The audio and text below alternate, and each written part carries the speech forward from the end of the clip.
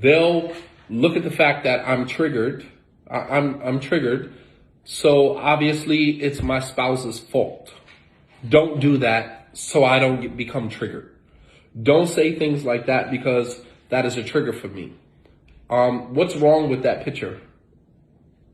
What's wrong with that when you tell your spouse, don't do this or don't do that or don't say this or don't say that so I don't become triggered? What's wrong with that? Keisha? It's like it becomes like a dictatorship. A dictatorship? Go ahead, elaborate. I just think it would become like a dictatorship. It becomes almost like you become the authoritarian figure. Okay. That's one. There's something else wrong with that. If I'm blaming you, indicting you on charges of triggering me, then what's wrong with that? I have unresolved traumas or unresolved issues that I'm not dealing with because I'm constantly dictating to you what your behavior should be or shouldn't be so I don't become triggered. You see what's wrong with that? That means that you never have to deal with the fact, why are you triggered? Why did your spouse's comment trigger you? Why did your spouse joking with you like that? Why did your spouse playing with you like that? Why did your spouse saying this to you or doing that to you? Why did it trigger you like that? So rather than you sitting with yourself trying to figure out, well, why am I triggered by that? There's not anything wrong necessarily with what he said or what she said, but why did I get so offended by, what this person said or what this person did? So if you're always challenging your spouse to not say this or not do that so that you are not triggered, you never have to ask yourself, why am I triggered like this? Why does him saying this or why is it when she does this, it triggers me? Why does it get me so riled up? Because it's not necessarily what your spouse is doing or saying. It's that what they're doing or saying is tapping into something that was done to you previously that you still have not resolved. You guys follow me? Go ahead, Domingo, you had your hand up. Yes. Can you hear me? Yeah, I can hear you fine. Okay. So my question is, but why is that a bad thing? Like, why couldn't we look at it like, okay, we know what our triggers are and we share that with our spouse.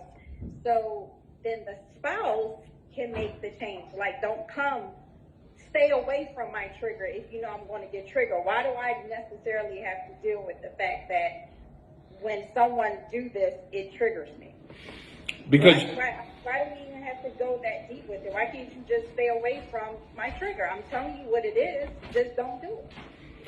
Because you can't dictate. Because you can't dictate to somebody else what their behavior is going to be. You don't have any control over other people's behavior. Oh, okay. The only people that you have control over is you. Gotcha. Your spouse is not your child. You understand what I'm saying? Yes, as a spouse, you would, out of respect for your spouse, to say, okay, that is a trigger for her, so I will try to avoid that. But then that puts me in a position where I have to now be uber conscious and aware of, because what if that's not your only trigger? What if you got 50 triggers? Then it's just like, it's a landfill, it's a landmine. So I'm constantly walking on eggshells, trying to avoid triggering you. Meanwhile, you get to sit there and say, well, just don't touch any of my triggers. And it's just like, yeah, but at what point do you work towards resolving? There are triggers that can be resolved. Not resolved meaning that they go away, but when you are triggered, you know how to handle them a little better. Understood. Your spouse might say something or do something that triggers you, and rather than you lashing out at that spouse because you know that it came from a genuine place, they didn't intentionally try to trigger you. They just said something that tapped into a deep place within you. And sometimes you might say, all right, I need a minute. Like you said something or you did something that triggered me. It's not you, it's me. You didn't say anything wrong. It's just that you said something that tapped into a place that I still have not resolved. those feelings and those emotions that come up when you say things like that. So I need to kind of go sit with myself for a minute, and I need to just come to the realization that I was triggered in that moment. It wasn't my spouse's fault. You understand what I'm saying? And a lot of men, unfortunately, because they don't understand this, they get chewed up by their spouses in relationships, because a woman may have been in a previous relationship where, maybe there was, verbal abuse, mental abuse, emotional abuse, different levels of abuse, and she's traumatized. And so she kind of tiptoes into another relationship without having really resolved a lot of those issues. And then rather than her taking the time out to, or him for that matter, taking the time out to kind of resolve those issues, go into a relationship and say, hey, let me give you a list of my triggers and I need you to stay away from those things. And it's just like, but you don't get to control somebody else's behavior. Life is 90-10. I say it all the time. This is not the first time you've heard me say this. Life is 90-10. 10% what happens to you, 90% how you respond to it. You can't control what somebody is going to do. The bulk of your control is over you. You could be at work and somebody, one of your colleagues or your supervisor can say something that can trigger you. Are you going to lash out on your supervisor the same way that you will lash out on your spouse? No, because the consequences are a lot different. Your spouse might walk away and just be quiet and just shrink. Your supervisor is going to fire you. You understand? So the consequences are a little different. You know what I mean? So when we're outside of the home, we're less likely to lash out at people when they trigger us a certain way than we are when we inside the home becomes a war zone. And it's unfair. It really is unfair, And yes, a spouse will try their best to avoid triggering you, especially when they see that you are bothered by a certain comment or bothered by a certain action. Yes, when they see that you are triggered a certain way, they may try to, but that doesn't mean that they're not going to do it again. We're human. You got to leave room for human error. We're human. And similar to what Musa alayhi salam, he said, Inni la amliku nafsi illa nafsi wa akhi. I only have control over me and myself. Like, I can't force Bani Israel to do the right thing. These are a rebellious, obstinate group of people. They just will not comply. They will not obey. And so Musa came to the realization, like, oh Allah, I have no control over anybody but myself and my brother Harun. That's it. I cannot control these people. That was his frustration with Bani Israel. And, along our journey, we eventually come to the realization that I can't control anybody but myself.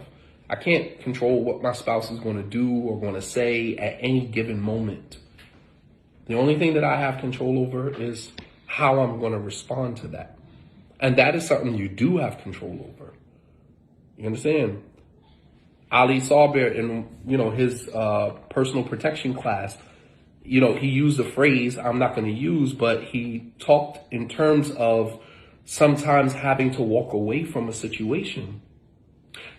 Not because you are afraid, not because you are more afraid of yourself than you are of the other person. You're walking away for your benefit, not for the other person's benefit. I'm walking away for my benefit because I know me and I know how I would react and respond in a certain situation. So I'm going to kindly walk away. I can't control if the person is still calling you out your name, you nigger, you black this, you that. You can't control what a person is saying to you. The only thing that you can control in that moment is how you are going to respond to that. That's it. Domingo, does that make sense? No, yeah, I totally get it. I was just, I just wanted to see what you were going to say about how I feel about the situation. I mean, I get what you're saying, and I do think that we need to learn how to deal with our triggers ourselves.